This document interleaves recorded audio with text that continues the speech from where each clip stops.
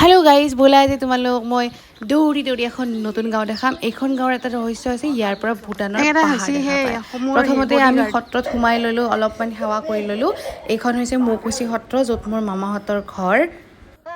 মামাহঁতৰ ঘৰত বহুত ফুৰি থাকোঁতে মই আহিছিলোঁ নদীৰ পাৰত।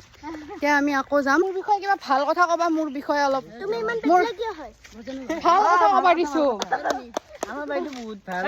আমাৰ বাইদেউ যেতিয়া আমাৰ কাৰণে কেক লৈ আহে, চকলেট লৈ আহে। মোৰ ভাল গুণ কোৱালো কেইটামান। ভাল গুণ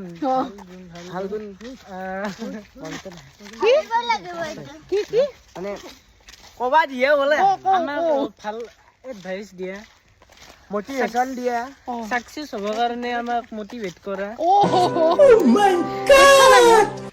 আমাক সাকসেস হ'বৰ কাৰণে মটিভেট কৰা। সঁচা কৈছা না না তই স্ক্ৰিপ্ট পঢ়ি আহিছা? ठीक है, ये देखो एस्थेटिक, ये एस्थेटिक कितना एस्थेटिक है भाई, ये पानी में सील मार देना इज द एस्थेटिक। गाइस गुरुजनीर এটা ফটো ভিডিও লম বুলি ইমান ৰিকুৱেষ্ট কৰিলো, ঘেন্টা বুলি আমাক মানে কৈ দিলে আৰু আমাৰ ইজ্জতৰ খাতিৰ নকৰিলে অলপ। এয়া চাওক ইমান দূৰৰ বস্তু, এয়া ৰহস্য লুকাই আছিলে পুঠি মাৰি নদীৰ মথাউৰিত।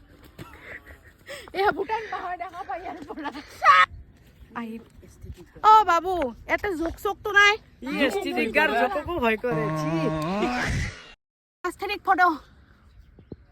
গাইজ গোটেই ঘূৰি ফুৰি আমি মোৰ বডিগাৰ্ড কেইটাক খানা খাব দিছোঁ। এয়াই আছিল আমাৰ কাজিনৰ গেট টুগেডাৰ। বাই গাইজ।